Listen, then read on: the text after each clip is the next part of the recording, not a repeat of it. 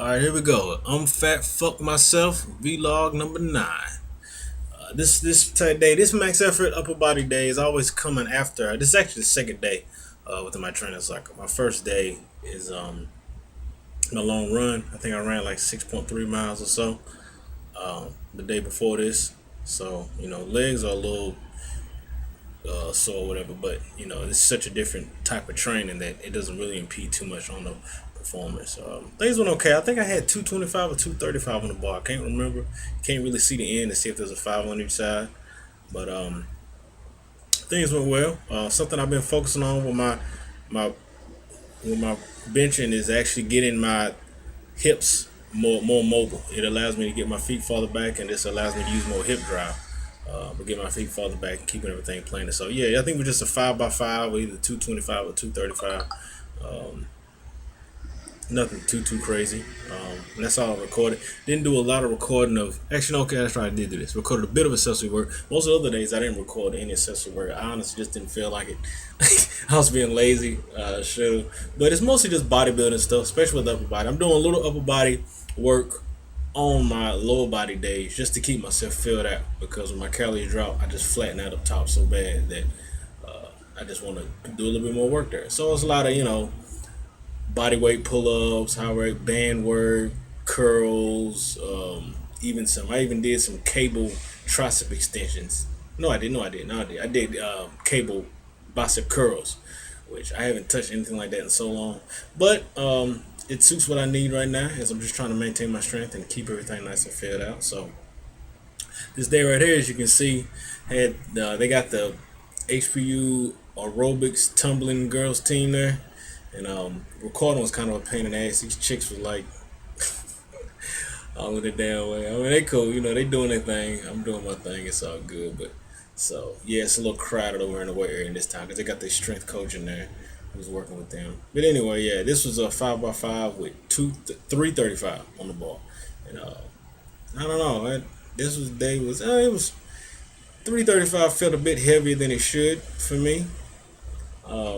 Given where my potential strength is at whenever I'm up, but nothing too it wasn't too bad. I mean, I got through it, and I definitely have more in me. So next squat, I squat heavy every other week. That's where my lower body max days is.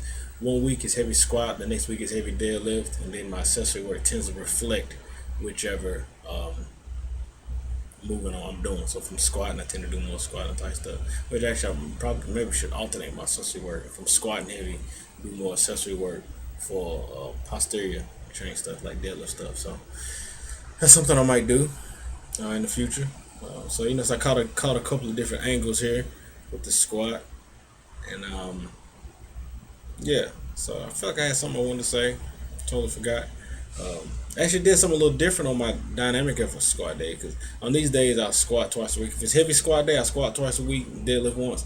If it's heavy deadlift week, I deadlift twice, once heavy and once light, and then have one squat session. So 3 total lower body movement sessions.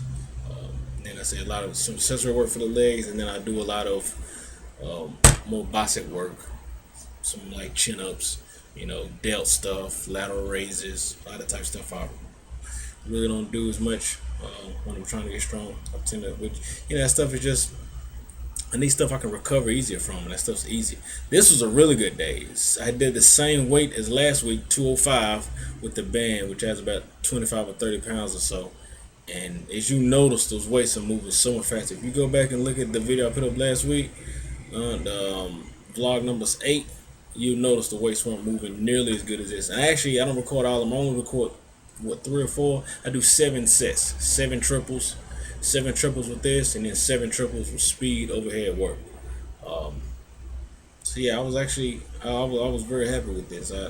I don't know. I don't think it was a strength. I think it was more my technique just kind of really getting. If you notice, I got my hips pretty far extended. I keep my feet flat, hips on the bench, lower back on the bench, head on the bench. Come down for 4 pause in that first rep. And these overhead presses, I kind of figured something out too. I was realizing that it's so funny, it's so easy to get overextended. And when you overextend, you got to watch your body, because I noticed my body will, if I don't keep my rib cage down, it's like I will sneak into being overextended. When I say overextended, I'm talking about with my lumbar.